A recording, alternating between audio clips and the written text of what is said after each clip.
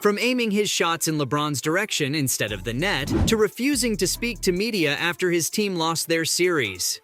This is the real reason the Grizzlies dropped Dillon Brooks. The Memphis Grizzlies suffered a disappointing end to their basketball season, and after falling to the 7th-seeded Lakers in 6 games during the first round of the 2023 NBA playoffs, word broke that one of their most experienced players would be on his way out. It looks like longtime Grizzlies defender Dillon Brooks might have poked a few bears because the Memphis Grizzlies informed the unrestricted free agent, 6'6" Brooks, that his time with the team has come to an end. Given his rocky playoff series against the Lakers, which was riddled with tons of LeBron drama, it seems like it was written on the court that the team would be parting ways with the Canadian baller. Brooks, from Ontario and the University of Oregon, made his debut in the NBA in 2017 after being selected 45th overall by the Houston Rockets. After being drafted by the Rockets, an instant trade was made with the Grizzlies, and Brooks spent his entire 6-year career in Memphis with the Bears.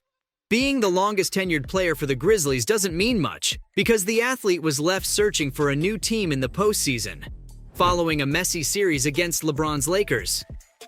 During his exit meeting, Brooks was told by Grizzlies officials that the team would be parting ways with him, saying it would be best for everyone if they got a fresh start. You're going to be a free agent this summer.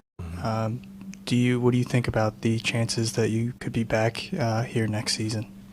I think they could possibly be good. I'm leaving that, to my agent. We bet Dillon Brooks didn't exactly feel the same way. But his first-round series against the Lakers was the last straw for the team, and during the 6 games the Grizzlies played against the Lakers, the Canadian athlete found himself making headlines for a lot more than his actual performance on the basketball court. Over the span of the Grizzlies' 6 playoff games, Brooks opted to redirect shots away from the basketball hoop and instead took verbal shots at the Lakers' best player, and one of the best to ever step onto the court, LeBron James.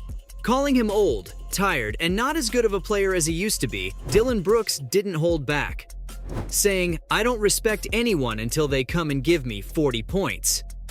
If his commentary wasn't enough, Brooks also punched LeBron James in the groin during Game 3 of the series, earning himself an ejection from the game. Leading up to his physical interaction with LeBron, Brooks was bad, and that's putting it lightly. During the 19 minutes of play before he got kicked off the court, he sunk just 3 of his 13 shots, and he might have been a little too distracted by a self-created rivalry with James. When he reappeared for Game 4, he made defensive mistakes that led to James tying the game and scoring to win in overtime.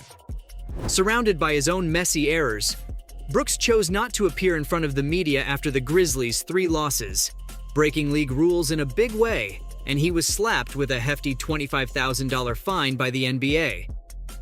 After 6 years with the Grizzlies, Brooks had become what some fans considered to be part of the team's heart and soul, a feisty defender who was never afraid to tell it how it is. But speaking his mind got him into a bit of trouble, and the Grizzlies finally had enough. Not only did his comments and actions towards LeBron James find him in hot water, Brooks had a poor playoff series, shooting just 31.2% from the floor. He complained about being portrayed as a villain by media and fans, but led the NBA with 18 technical fouls during the season, resulting in 2 separate one-game suspensions. And his physical altercation with James wasn't the first time he hit below the belt. In fact, he was suspended for another game after striking Cleveland's Donovan Mitchell in the groin area, which started a fight between the pair. And a month after that, the NBA fined him $35,000 for shoving a courtside photographer. 2022 and 2023 was a rough season for Brooks, but his bad behavior can be traced back to the postseason the year before, when he was suspended for 1 game for fouling Warriors guard Gary Payton in the Western Conference semifinals. Payton fractured his elbow, and Brooks was criticized heavily for dirty play. Brooks isn't exactly well-liked amongst other NBA players, and on the Hoop Collective podcast, ESPN's Tim McMahon said, "You want to talk about his reputation? Ask other players in the league about him. Dillon's reputation is that he is a, to be polite, borderline dirty player. His season as a whole was disappointing at best. He had a career high of around 30.3 minutes per game, but fell short in other areas. His poor shot selection became a pretty big issue with the Memphis organization, which frustrated coaches. During his Grizzlies exit interview with the media, Dillon Brooks wasn't shy about discussing the reduced role that he felt he had during the season, telling the media that he has more to his game than he was able to show on the court. When asked by a member of the media if he had any regret for his LeBron insults, he said, "No, that's who I am. I don't regret it. I'm a competitor. I compete." You know, geeked up LeBron or whatever, but do you regret making those comments after game 2? No. That's who I am. I don't regret it. I'm a competitor. I compete. His chances at landing on a good team ahead of the postseason would have been solid, if not for his beef with LeBron.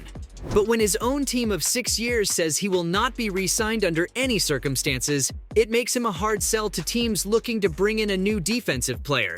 The Athletic reported that earlier in the season, he was offered a contract extension by the Memphis Grizzlies, but turned the team down at the time and is now having to face that fact in the offseason. Following the news that Brooks was on his way out of Memphis, an interviewer at ESPN said that Brooks was looking for $25 million per season, which is a lot of money to pay someone that could be called a problematic player.